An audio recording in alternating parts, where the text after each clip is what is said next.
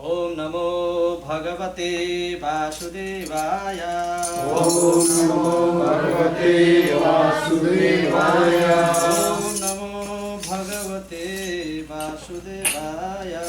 ओम नमो भगवते वासुदेवाय। नमो भगवते वासुदेवाय। ओम नमो भगवते वासुदेवाय।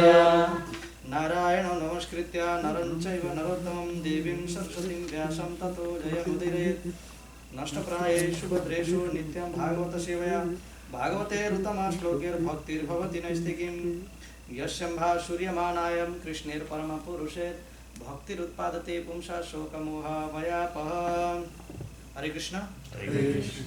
So welcome everyone for today's satsang. As we are being discussing from Srimad Bhagavatam. Now Srimad Bhagavat, sometimes we have heard of Bhagavat and people understand Bhagavat to be Gita and Gita to be Bhagavat. So also people ask, who was this narration between? Bhagavat किसके बीच में हुआ संवाद है और गीता किसके बीच में हुआ? तो first of all, sometimes people have problem making a distinction between what these two are. Srimad Bhagavad Gita is a philosophy to a reality. So in Srimad Bhagavad Gita, the Lord does not give an example of how to execute devotion, but rather He explains what is a devotion. So Patha Bhakti is philosophically explained in Bhagavad Gita, and Srimad Bhagavatam practically explained with the examples of who executed such devotions. So those who are great philosophers, they would analyze the reality of devotion and bhakti by studying from Bhagavad Gita. And those who want to practically know who executed and how the people executed and what is the nature of bhakti and how to perform bhakti, that is in Bhagavatam. So, generally, the understanding of the people is that we engage ourselves into the process of dharma in order to attain artha. Then, as a result of artha becomes kam, and when one becomes tired of kam, one attains moksha.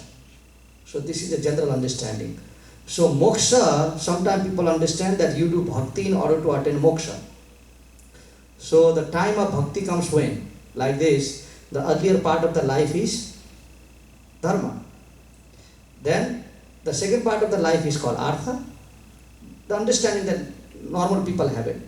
Then as a result of artha is kam, and when one becomes insulted or tired of kam, then one thinks of moksha. So what part of the life does the moksha come? In this way. So therefore, the understanding of the people is, अरे तुम बहुत जवान हो अभी कुछ करने का time है, अभी कुछ खाने का टाइम है, अभी कुछ भोगने का टाइम है, ये भक्ति के लिए आएगा time. So this is the general understanding that every one of us can. But today's topic speaks completely against that. It explains that bhakti leads to artha, artha may lead to kam, and kam may lead to moksha if you want it. If not, it starts with bhakti and ends up with bhakti also. So the example of that is today's character, which we will be discussing, as we have been discussing from Srimad Bhagavatam, about the dynasty of Lord Brahma. We are not discussing right from here, we are discussing right from there. That when Supreme Lord Vishnu began to create, the first living entity was Lord Brahma. And Brahma created, now you need to help me. Any topics that are being covered, you need to help me on that.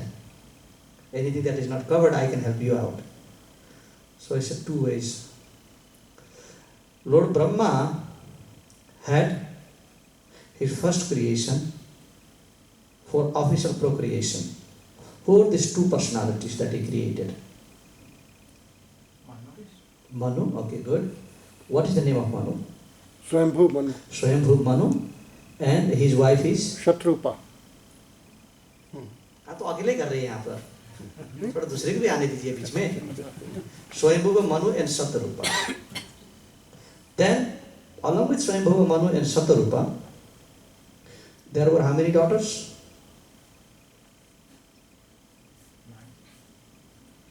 9. We are getting to Kardama Rishi, that's next one. So what are the, how many daughters? अभी तक केवल बेटी के बारे में बात किया है, आज से बेटा के बारे में बात करेंगे. पहले लक्ष्मी के बारे में बात किया, अब नारायण के बीच में चले जाते थे. 3 बेटी थे. That much I helped you. Now you need to tell me who these 3 were. Who is the mother of Kapil Dev?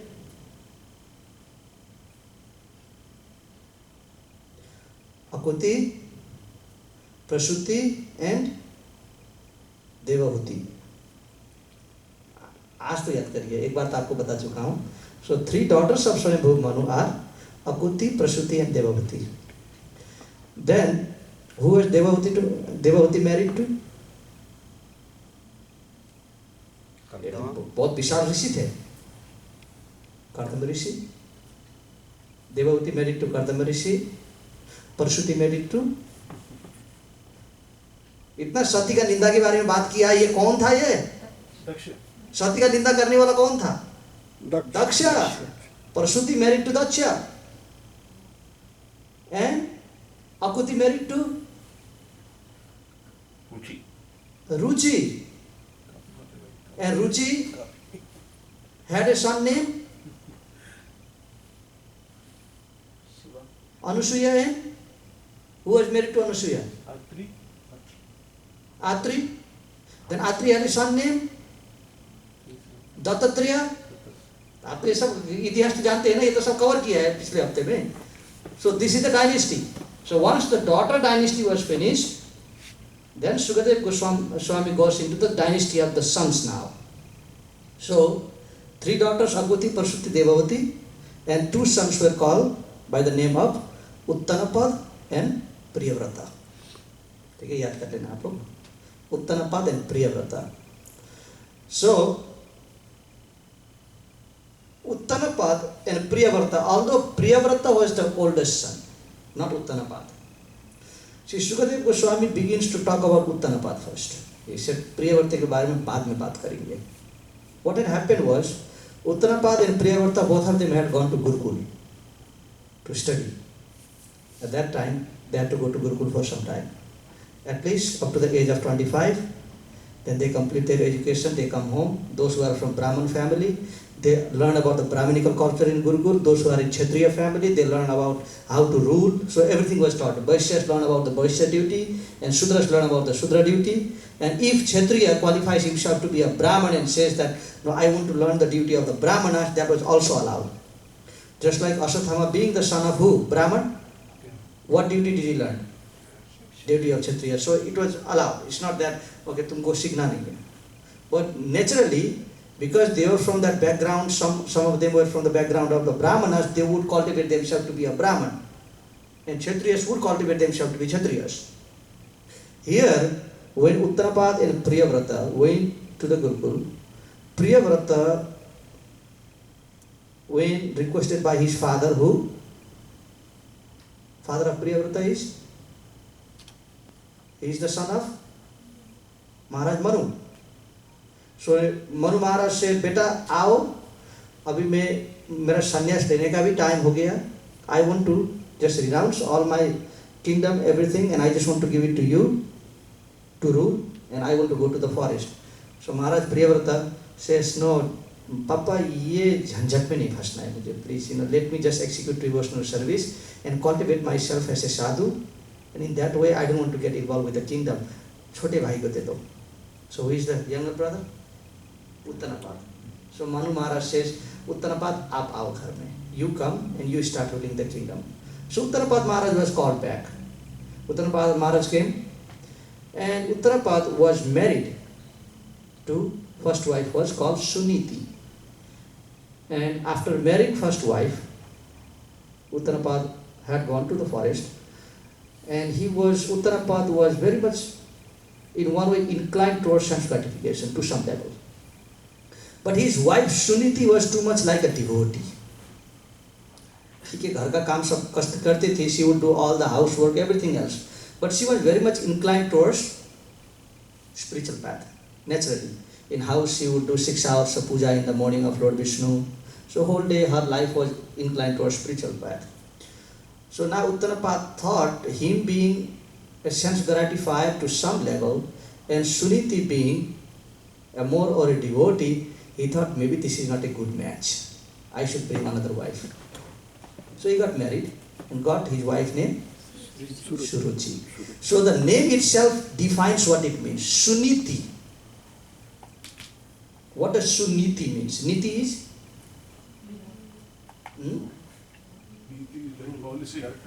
Policy.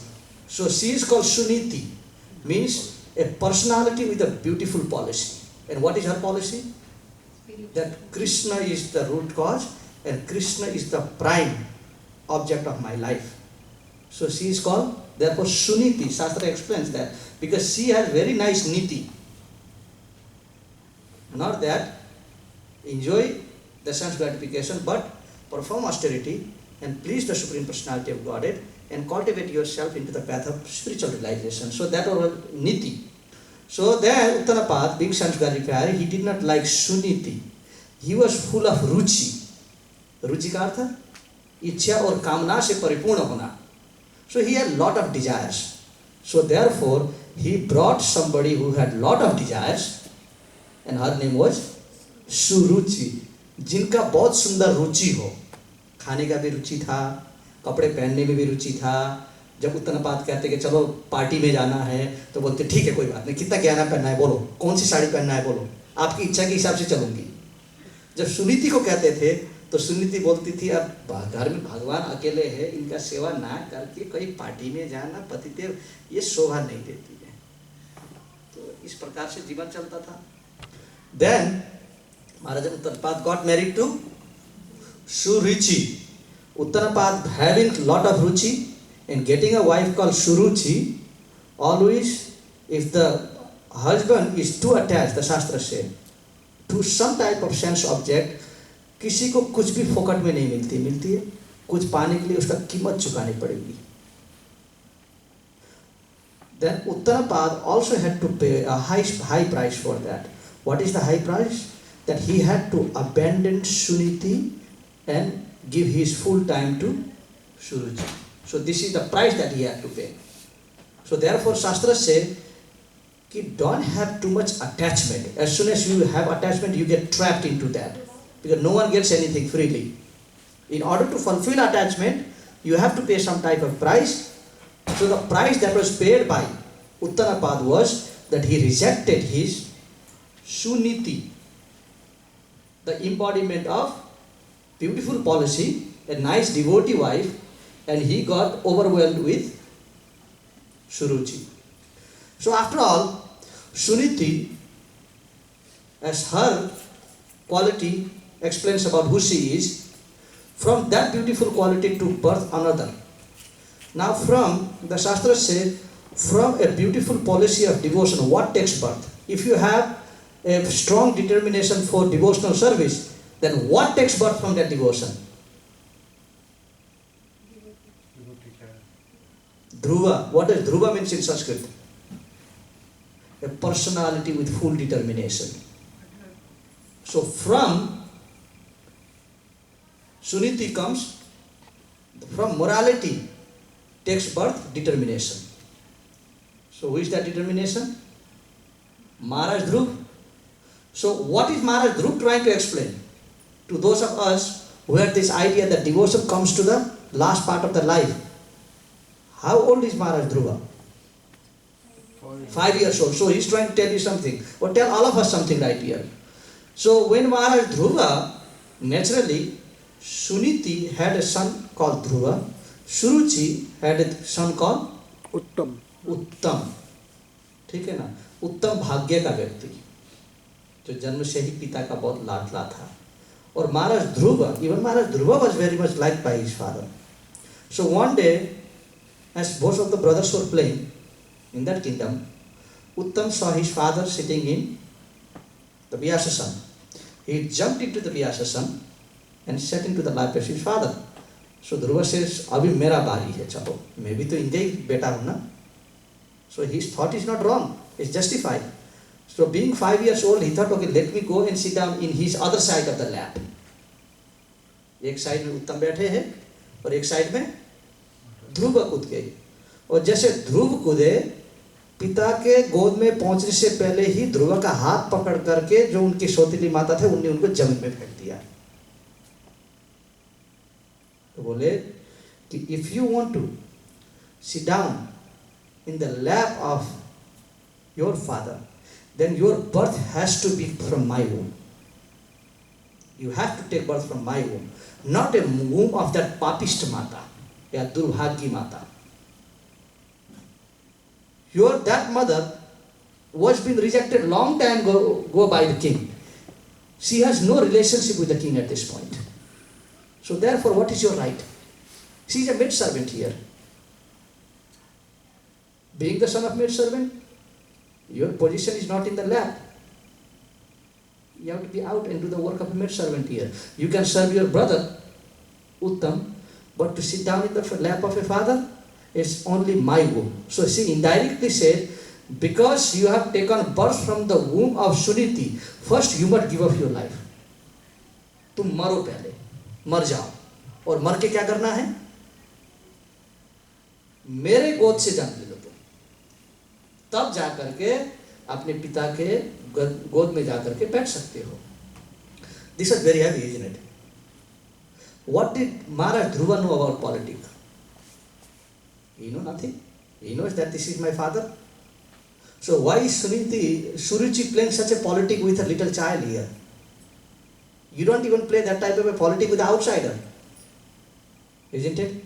Just like if the friend of your son comes to your home to play and he sees that, your son is sitting on the lap of his father and he feels that because, I'm the close friend of this boy here, now I have a right to go and sit down in his lap. Will you go and pull his arm and say, throw in the ground, तुम दूसरे घर के हो, जा भागो यहाँ से. Even you don't say that. But this boy belonged to the same house. So after that, Dhruva Maharaj, he was very much hurt, right from his heart.